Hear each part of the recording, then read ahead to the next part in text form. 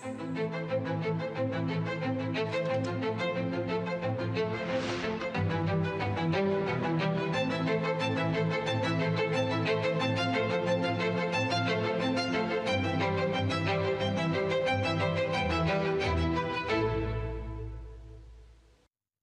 प्यारे देशवासियों, नमस्कार। आज बहुत पावन दिन पर मुझे आपसे मन की बात करने का अवसर मिला है।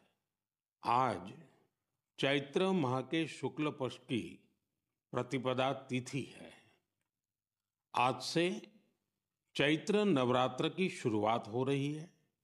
आज से भारतीय नववर्ष का भी आरंभ हो रहा है। इस बार विक्रम संवत 2082 शुरू हो रहा है। इस समय मेरे सामने आपकी ढेर सारी चिट्ठियां रखी हुई है। कोई बिहार से हैं, कोई बंगाल से, कोई तमिलनाडु से हैं, कोई गुजरात से हैं। इनमें बड़े रोचक तरीके से लोगों ने अपने मन की बातें लिखकर भेजी है। कई सारी चिट्ठियों में शुभकामनाएं भी हैं, बधाई संदेश भी हैं, लेकिन आज मेरा मन करता है कुछ संदेशों को आपको सुनाऊं। सर्वारिगु युगादि हब्बद शुभाशय गड़ू। अगला संदेश है अंदरी की उगादि शुभाकांक्षलु। अब एक और चिट्ठी में लिखा है संवसार पाड़व्यार्ची परबी। अगले संदेश में लिखा गया है गुड़ी पाड़वा निमित्त हार्दिक शुभेच्छा। हमारे एक साथी ने लिखा है एल्लावरक्कुम विशु आशम शगल। एक और संदेश है इनिये पुथांडु नल्लवाल थुक्कल। साथियों, आप ये तो समझ गए होंगे कि अलग अलग भाषाओं में भेजे गए संदेश हैं, लेकिन क्या आप इसकी वजह जानते हैं?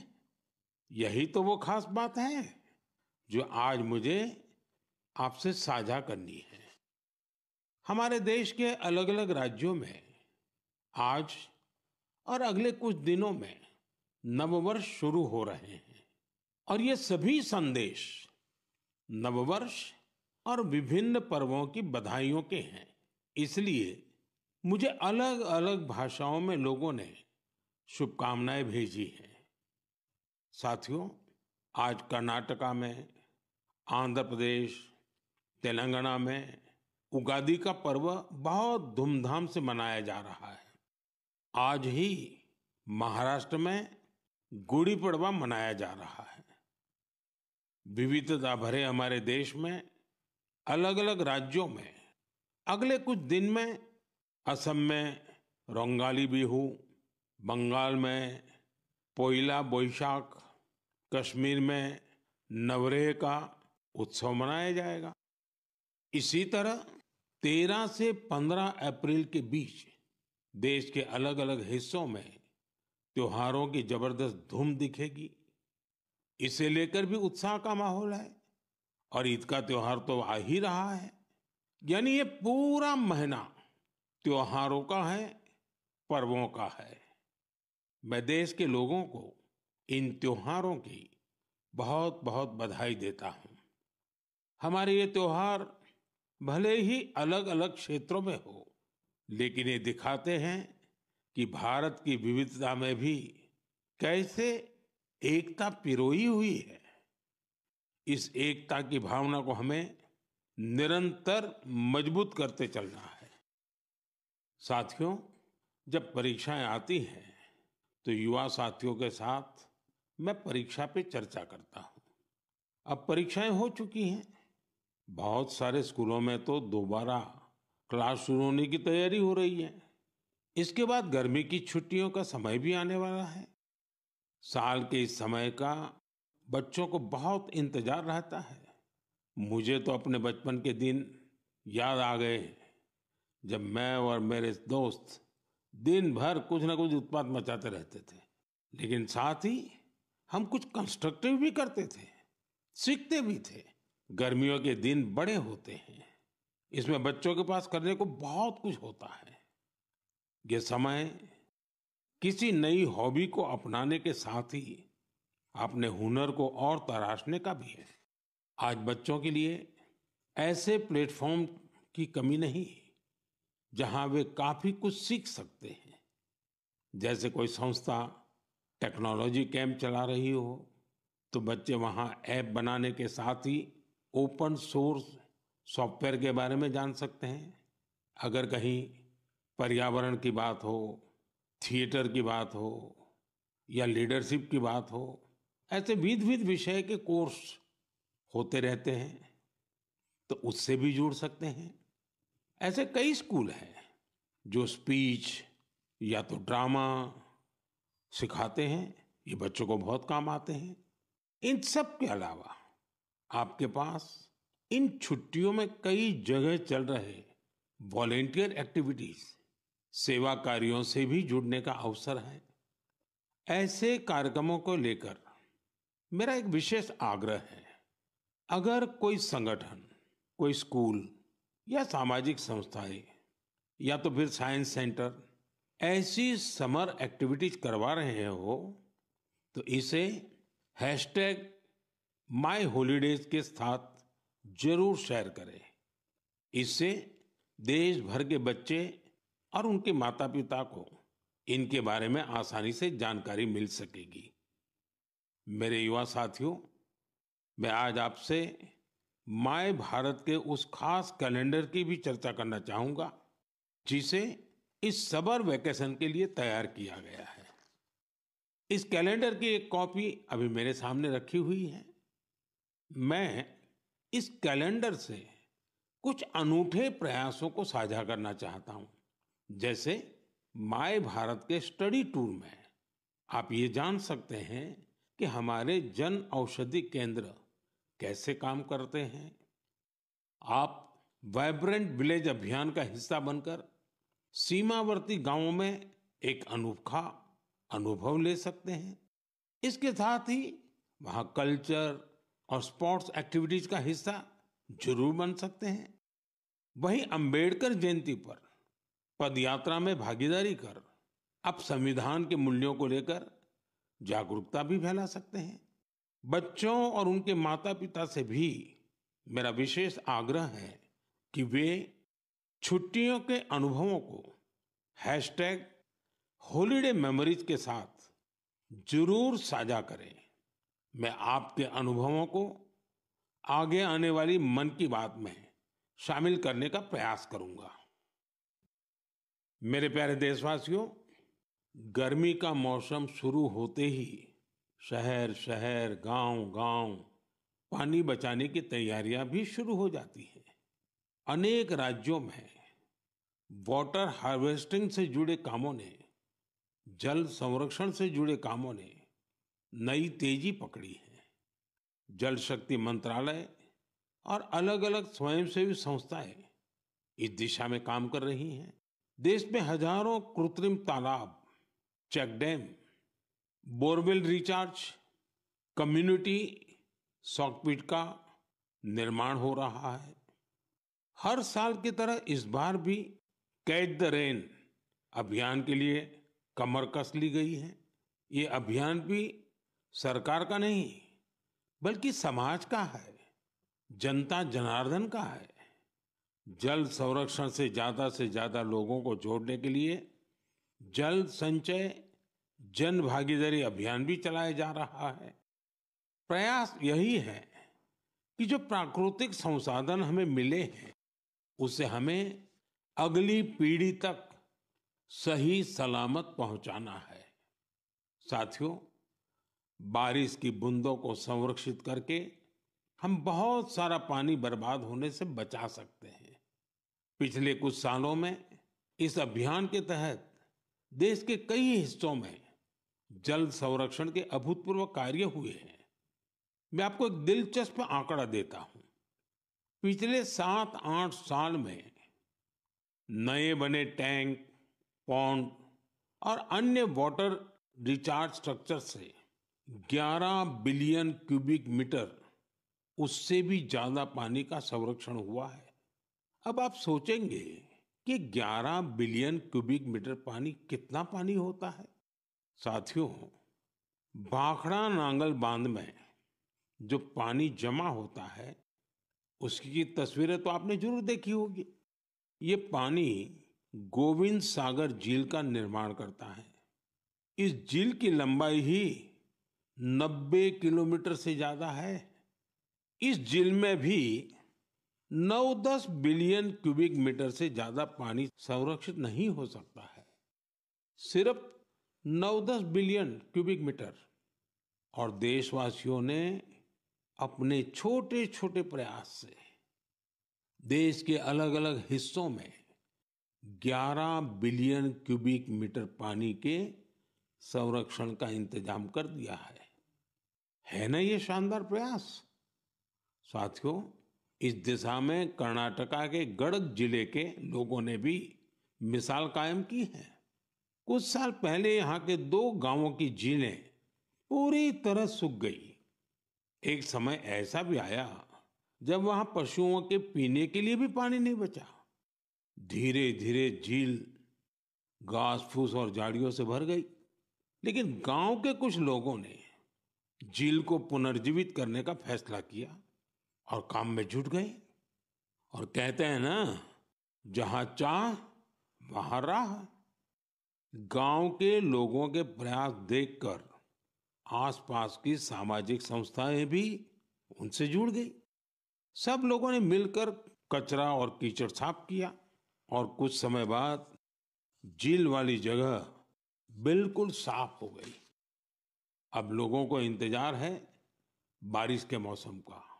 वाकई ये कैच द रेन अभियान का शानदार उदाहरण है। साथियों, आप भी सामुदायिक स्तर पर ऐसे प्रयासों से जुड़ सकते हैं। इस जन आंदोलन को आगे बढ़ाने के लिए आप अभी से योजना जरूर बनाइए। और आपको एक और बात याद रखनी है, हो सके तो गर्मियों में अपने घर के आगे मटके में ठंडा जल जरूर रखिए। घर की छत पर या बरामदे में भी पक्षियों के लिए पानी रखिए। देखिएगा, ये पुण्य कार्य करके आपको कितना अच्छा लगेगा। साथियों, मन की बात में अब बात हौसलों के उड़ान की, चुनौतियों के बावजूद जज्बा दिखाने की। कुछ ही दिन पहले संपन्न हुए खेलो इंडिया पैरा गेम्स में एक बार फिर खिलाड़ियों ने अपनी लगन और प्रतिभा से सबको हैरान कर दिया। इस बार पहले से ज्यादा खिलाड़ियों ने इन खेलों में हिस्सा लिया। इससे पता चलता है कि पैरा स्पोर्ट्स कितना पॉपुलर हो रहा है। मैं खेलो इंडिया पैरा गेम्स में हिस्सा लेने वाले सभी खिलाड़ियों को उनके शानदार प्रयासों के लिए बधाई देता हूं। हरियाणा, तमिलनाडु और यूपी के खिलाड़ियों को पहला, दूसरा और तीसरा स्थान हासिल करने के लिए शुभकामनाएं देता हूं। इन खेलों के दौरान हमारे दिव्यांग खिलाड़ियों ने 18 राष्ट्रीय रिकॉर्ड भी बनाए, जिनमें से 12 तो हमारी महिला खिलाड़ियों के नाम रहे। इस बार के खेलो इंडिया पैरा गेम्स में गोल्ड मेडल जीतने वाले आर्म रेसलर जॉबी मैथ्यू ने मुझे चिट्ठी लिखी है। मैं उनके पत्र के कुछ हिस्से को पढ़कर सुनाना चाहता हूं। उन्होंने लिखा है, मेडल जीतना बहुत खास होता है, लेकिन हमारा संघर्ष सिर्फ पोडियम पर खड़े होने तक सीमित नहीं है। हम हर रोज एक लड़ाई लड़ते हैं। जीवन कई तरीके से हमारी परीक्षा लेता है। बहुत कम लोग हमारे संघर्ष को समझ पाते हैं। इसके बावजूद हम साहस के साथ आगे बढ़ते हैं। हम अपने सपनों को पूरा करने में जुटते हैं। हमें ये विश्वास रहता है कि हम किसी से कम नहीं हैं। वाह, जॉबी मैथ्यू, आपने कमाल लिखा है, अद्भुत लिखा है।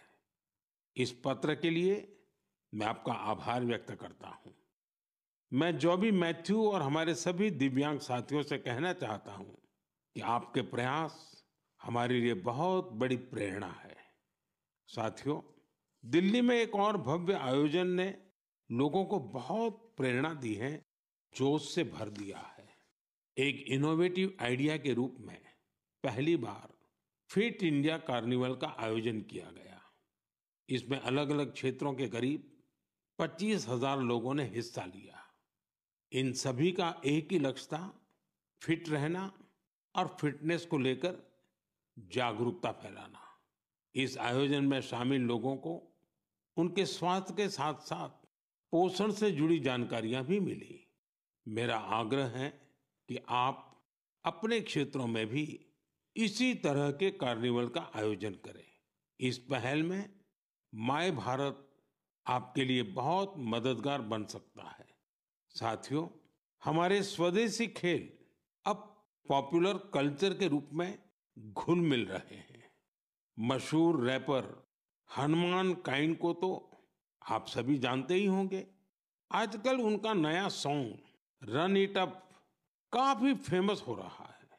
इसमें कलारियापट्टू, गतका और थांगता जैसी हमारी पारंपरिक मार्शल आर्ट्स को शामिल किया गया है। मैं हनुमान काइंड को बधाई देता हूं कि उनके प्रयास से हमारी पारंपरिक मार्शल आर्ट्स के बारे में दुनिया के लोग जान पा रहे हैं। मेरे प्यारे देशवासियों, हर महीने मुझे माय गॉव और नमो ऐप पर आपके ढेरों संदेश मिलते हैं। कई संदेश मेरे मन को छू लेते हैं तो कुछ गर्व से भर देते हैं। कई बार तो इन संदेशों में हमारी संस्कृति और परंपराओं के बारे में अनोखी जानकारी मिलती है। इस बार जिस संदेश ने मेरा ध्यान खींचा उसे मैं आपसे साझा करना चाहता हूँ। वाराणसी के अथर्व कपूर, मुंबई के आर्यश लिखा और अत्रेय मान ने मेरी हाल की मॉरिशस यात्रा पर अपनी भावनाएं लिखकर भेजी है। उन्होंने लिखा है, इस यात्रा के दौरान गीत गवई की परफॉर्मेंस से उन्हें बहुत आनंद आया। पूर्वी उत्तर प्रदेश और बिहार से आए बहुत सारे पत्रों में मुझे ऐसी ही भावुकता देखने को मिली है। मॉरिशस में गीत गवई की शानदार परफॉर्मेंस के दौरान मैंने वहां जो महसूस किया वो वाकई अद्भुत है। साथियों, जब हम जड़ से जुड़े रहते हैं तो कितना ही बड़ा तूफान आए, तूफान हमें उखाड़ नहीं पाता। आप कल्पना करिए, करीब 200 साल पहले भारत से कई लोग गिरमिटिया मजदूर के रूप में मॉरिशस गए थे। किसी को नहीं पता था कि आगे क्या होगा, लेकिन समय के साथ वे वहां रस बस गए। मॉरिशस में उन्होंने अपनी एक बड़ी पहचान बनाई। उन्होंने अपनी विरासत को सहेज कर रखा और जड़ों से जुड़े रहे। मॉरिशस ऐसा अकेला उदाहरण नहीं है। पिछले साल जब मैं गयाना गया था तो वहां की चौताल परफॉर्मेंस ने मुझे बहुत प्रभावित किया था। साथियों, अब मैं आपको एक ऑडियो सुनाता हूं।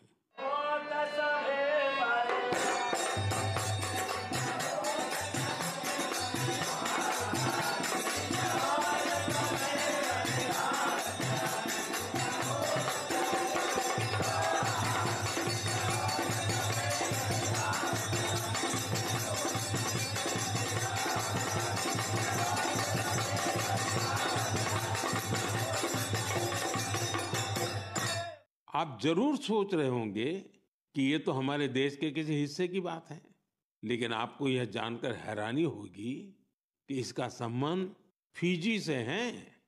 यह फिजी का बहुत ही लोकप्रिय फगवा चौताल है।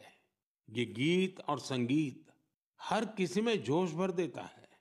मैं आपको एक और ऑडियो सुनाता हूँ।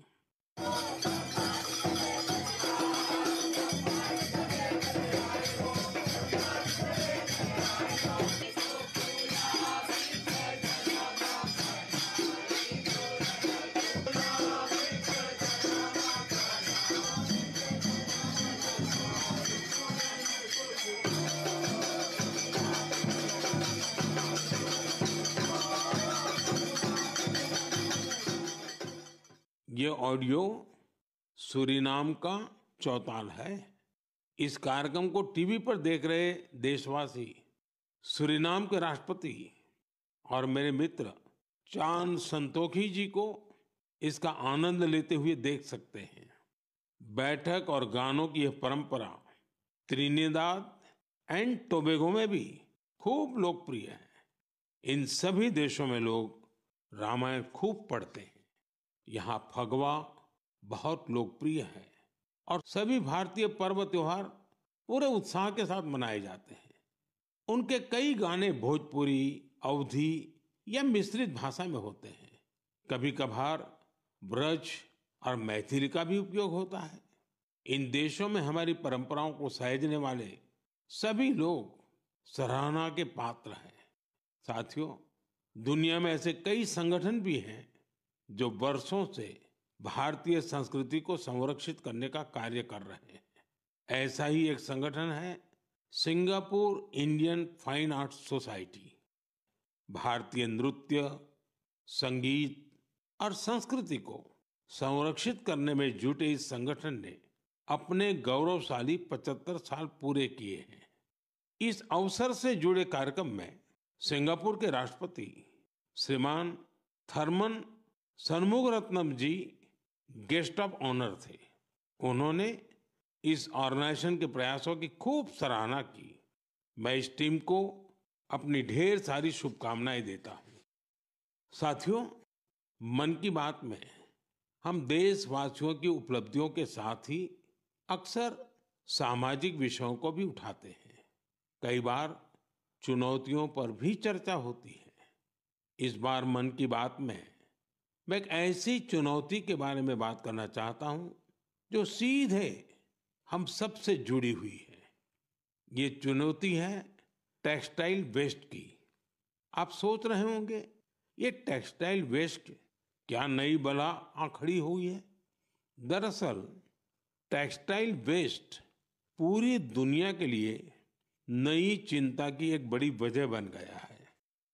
आजकल दुनिया भर में पुराने कपड़ों को जल्द से जल्द हटाकर नए कपड़े लेने का चलन बढ़ रहा है।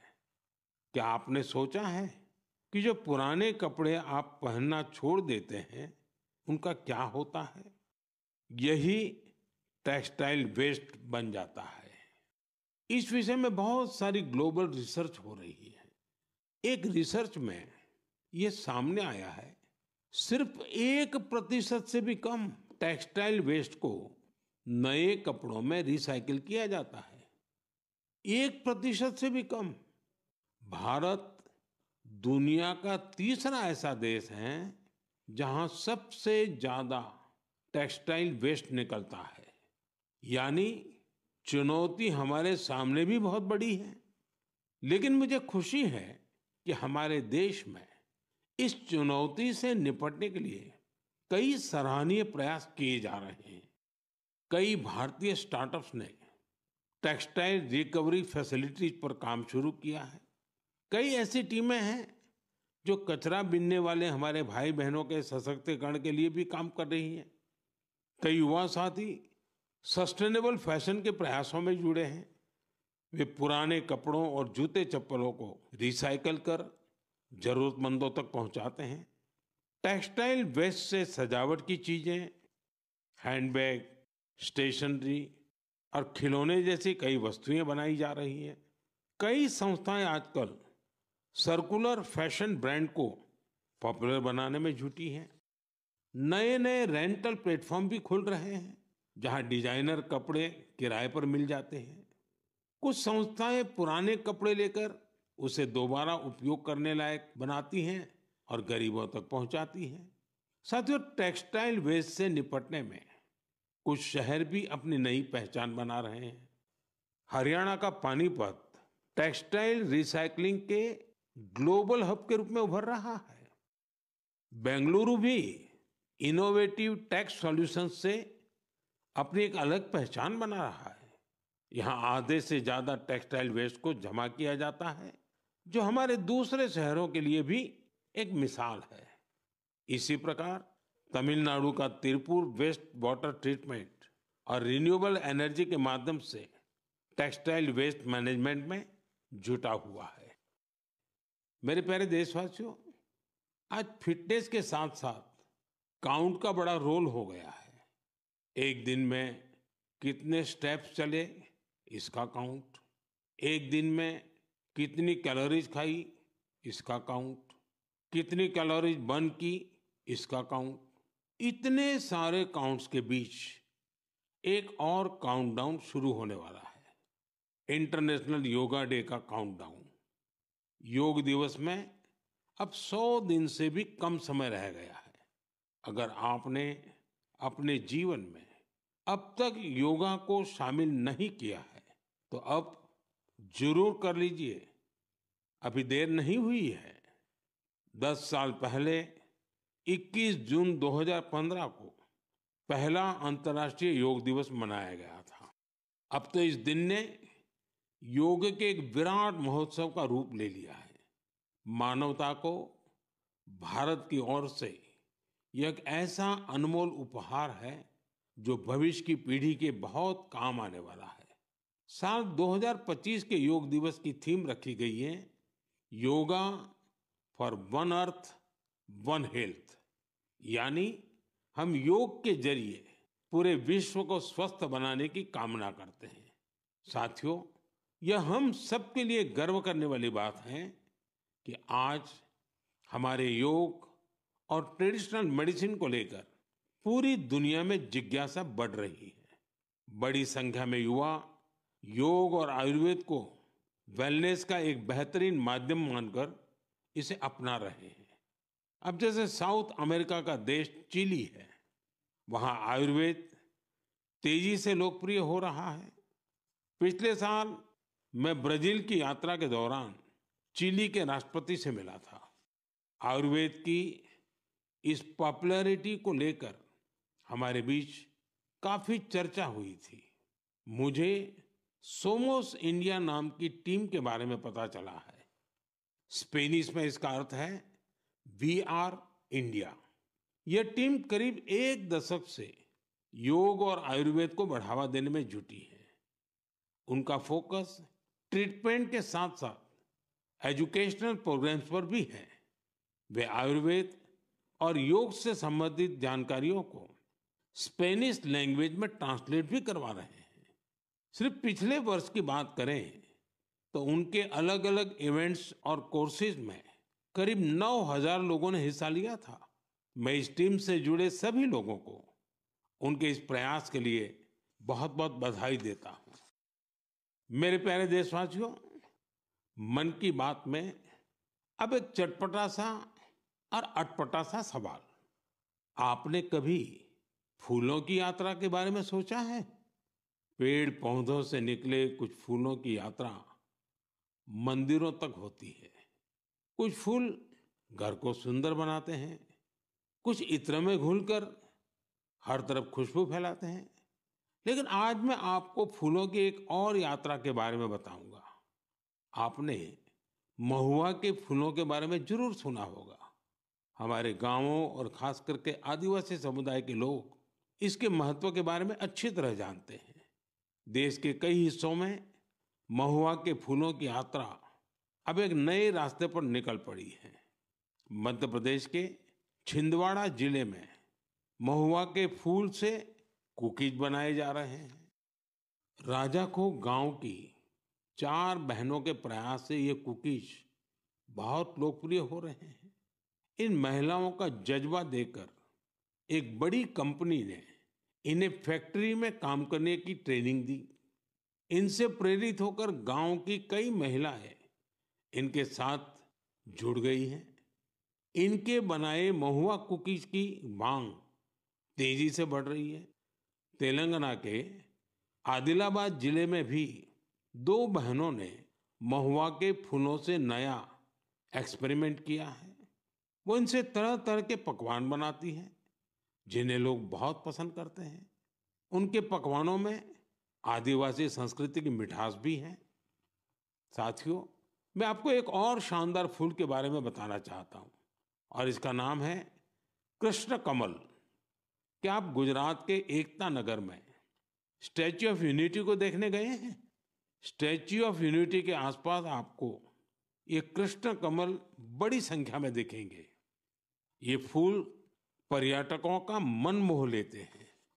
ये कृष्ण कमल एकता नगर के आरोग्य वन, एकता नर्सरी, विश्व वन और मियावाकी फॉरेस्ट में आकर्षण का केंद्र बन चुके हैं। यहाँ योजनाबद्ध तरीके से लाखों की संख्या में कृष्ण कमल के पौधे लगाए गए हैं। आप भी अपने आसपास देखेंगे तो आपको फूलों की दिलचस्प यात्राएं दिखेगी। आप अपने क्षेत्र में फूलों की ऐसी अनोखी यात्रा के बारे में मुझे भी लिखिएगा।